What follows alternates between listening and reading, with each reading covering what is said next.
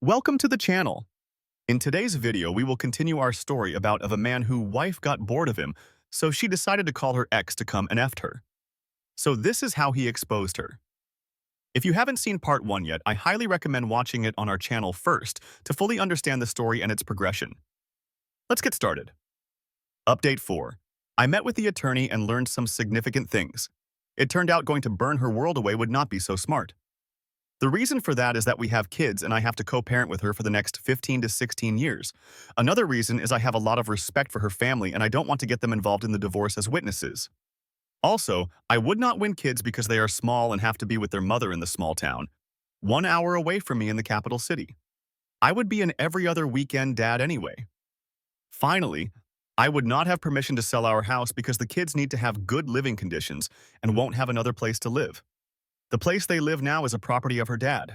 It's temporary. As crappy as it sounds, it's the reality in Poland, Europe. After our conversation, the attorney sent her papers. They were set to be delivered right after Easter. In Poland, it lasts 2 days. Here it was Sunday and Monday. I faked it all at the table. Alcohol helped a lot. Yesterday, Tuesday, I had a day off work and I was taking care of my 1-year-old son. She went to work in the capital city, 1 hour away. In the meantime, my brother helped me take all my stuff from the apartment and put it in his car. The postman delivered the divorce papers. Actually, an invitation to mediation so we could divide everything like civilized people and divorce amicably. The paper states that she is in a relationship with this guy and it's the reason the divorce will happen. The evidence I have will serve as leverage when establishing child support, etc. When she entered the house, I told her that I know everything. I have irrefutable proof. I'm deeply wounded by it, and she needs to contact my lawyer. Then I gave her the divorce papers and left to visit her parents. Of course, she started asking what I know, and how I know, and denied everything. Sosis. Her parents were in shock but believed me. I recorded it all just like my attorney ordered me to do. It started with my questions if they think I'm a good, caring husband and father. They approved. Now she can't use them as witnesses against me in court. Like I said, they believed me, understood that it's a horrible thing she's done, and she destroyed their, mine, and our kids' lives.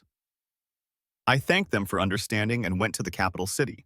In the meantime, I called one friend and he took care of distributing the news to her friends. 2 hours later, my brother-in-law called me and informed me that she admitted she's been cheating on me with the AP, but she didn't admit to actually having intimacy with him.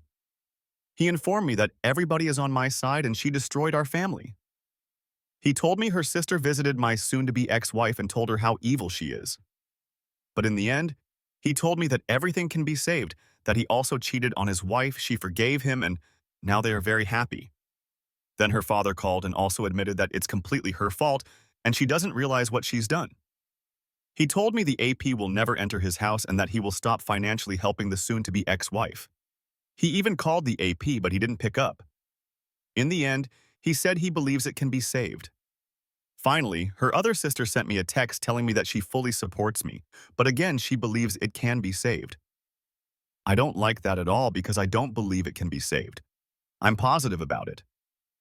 I'm afraid they will cling to the fact that I don't have some sort of a lovemaking tape of them, and my reasons are not enough to leave her. I have recordings of her saying, "Make sure you'll last more than 3 seconds when I'll come visit you in Holland. I wonder if your dad's crap is the same as yours. You know what? I'll come to that woman and we'll ask her how long is your brother's crap and I will tell her how long is yours. I love you. I'm going to leave my husband. Please record yourself and send me a video. Your favorite position is crappy style with back straight. I'm showing you how your life with me is going to look like. I'm giving you 2 years to move back here. All that in connection with the lack of emotions towards me for 7 months. Furthermore, right after confrontation, she told me she never stopped loving him. This is proof enough to me. What do you think? Anyway, right now, like many of you mentioned before, she is crawling back after her family confronted her about it. She is writing me texts like, "I didn't know what I was doing. I can't imagine living without you. I'm so sorry for everything I've done. I'm waiting with kids for your comeback." She also said that she didn't mean to tell me that she always loved him. I don't know, they make me feel like I jumped the gun with the divorce because I don't have the actual lovemaking tape. They don't know that. All they know is that I have proof and she is not admitting to actually having intimacy with him. It's believable because he is in Holland, but he could have visited her here. Update 5. Many of you told me that now that the papers have been served, she is going to start crawling back in order to save her face in front of family and to get me back because she needs a lot of help with our 2 little boys. It happened. She started writing to me on Messenger, but not too frequently. All of the messages were the same. I can't imagine my life without you. I love you and only you. Some photos of our kids and a message. We're waiting for you and love you very, very much. And that is it. It's been 5 weeks and she hasn't called me once and hasn't visited me once. She had many occasions literally driving by at my parents' house where I currently reside. Only messenger texts far in between. We also saw each other a couple of times exchanging kids, and she didn't try to apologize or anything, just hi and bye. Her family started to communicate with me much more frequently. Her father called me twice. Her mother sent me a dozen texts with some links to Christian pages when they teach about forgiveness. Her one sister texted me and told me she's very sorry, and it's all because my wife's been possessed by some evil spirit. Her other sister expressed how my wife ruined our family and doesn't expect me to come back to her. My brother-in-law even came over and took me out for a beer. He wasn't trying to be persuasive at all, just like a conversation about what happened and what will happen in the future if I won't come back. Sure, he would like me to come back, but wasn't pushing.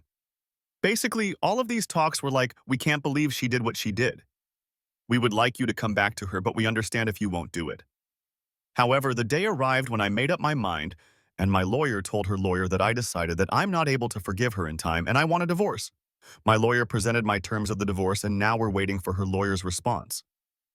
While I'm waiting for their answer, her sister started blaming me and literally told me that I'm going to destroy this marriage.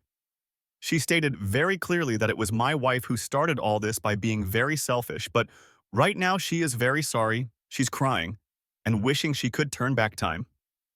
Now it is me who is selfish and who will destroy the marriage by divorcing her. It is on me now because I could cancel the divorce and just come back to my kids. I wouldn't need to come back to my wife, just come back to raise my 2 boys. She told me how I'm full of anger and how it will just evolve over time. She told me I should just suck it up and continue living with my wife. She portrayed this divorce as my revenge on her, but explained that this is really a revenge on our kids too. I can't comprehend it. I knew from you that it's going to happen, that the situation is going to start shifting and her family will flip on me, but it's still shocking. For a moment today, I felt guilty that it is all my fault that my wife treated me like garbage for over half a year, that she decided to abandon me physically and emotionally, that she wanted to leave me. So yeah, they sway me hard. It's very, very hard, but I won't change my mind. The divorce will happen. Seems like they now have this kind of narrative in which I'm the guy who is abandoning kids. I was thinking to destroy this argument by presenting my terms of getting back together, which she won't agree on most likely. I don't love her, but I would do it for the kids because I love them immensely.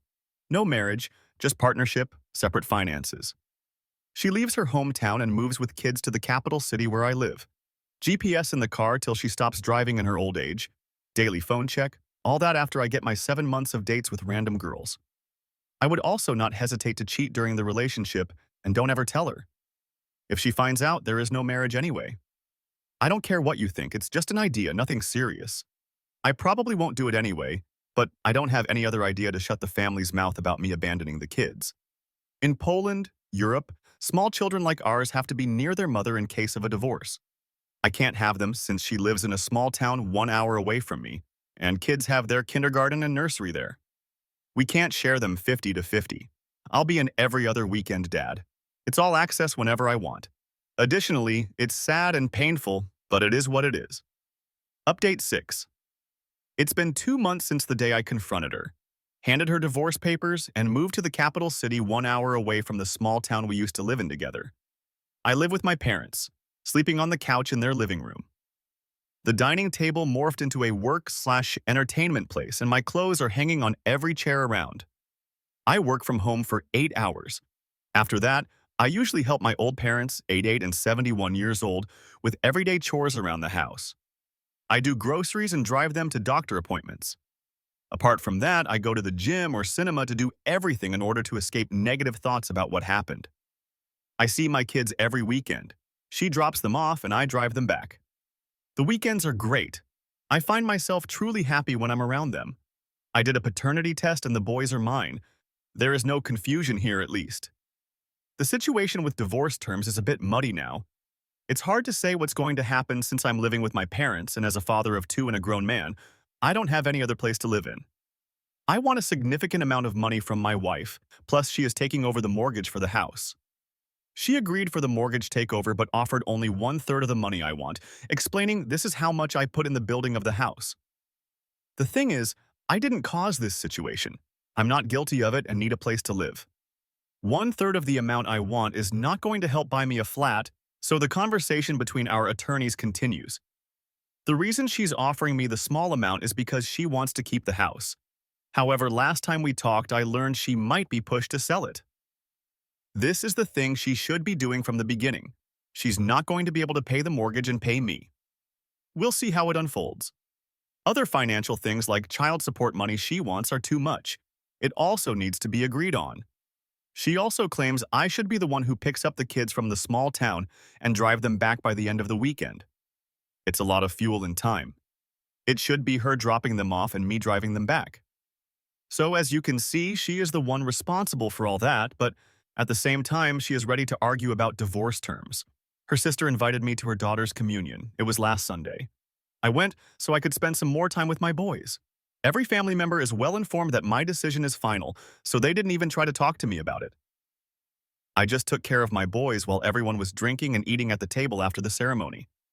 However, at one point, my wife asked me if my decision is truly final. I looked at her and told her as calmly as I could possibly do it, yes, it is final and nothing is going to change it. I am here now, for my boys to spend as much time with them as I can. But she followed with how she is truly remorseful and how much she regrets what she's done. She told me she ended the relationship with the AP, that she went to an exorcist, told him every detail of the affair, and left it in God's hands. To that, I replied that I don't care about her priest, and if there's anyone she should be admitting to everything, it's me. Really, at that point, it was just laughable. But I continued, okay, if you're truly remorseful, I am now here giving you one chance to tell me all the truth. Tell me how many times you had intimacy with him. She replied she didn't. Then I asked her, remember when you had that party with your friends from work back in November? Why did you rent a flat for a night Airbnb instead of sleeping in one of your friends' apartments? After hearing that, she went numb. Couldn't find any words besides, why do you need to keep torturing yourself with it? I explained that if she was truly remorseful, she wouldn't continue to lie 2 months after I left her. That was just one example. I told her that to me, intimacy over video chat is the same, and I know she had it with him. She couldn't even count how many times she'd done it with the AP. After that, I told her, how do you imagine getting back together? You start a topic with me and lie the next second. Do you know that I would be checking your phone every day? What do you think about that? She replied that wouldn't be trust. It would just be treating me like garbage. Then our son interrupted, and the conversation was leaning to the end. I finished it with, remember, you didn't just cheat on me. You cheated on our 2 little wonderful boys too. It destroyed her. She started yelling that it is the last time I told her something like that in front of our kids. It's funny because her sister has told me how my wife is suffering and crying every day because of all this.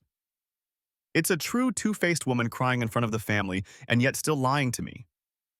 She even told me that if she wanted, she would be with the AP, and her family couldn't do anything about it, like, I should be thankful that she ended it with him and now she is in control of not being with him. Like, come on. I guess I'm just venting at this point and keeping you up to date. Thanks for the support you all gave me. I will stay strong and finish this mess one day. I think it's not going to end well for my boys and they will need some psychologist help. The older one is nervous lately, but I will always be there for them. And that's the end of part 2 of this story. Do you have any things to say to the poster or advices to the poster? Let me know in the comment, and I will see you in the next video.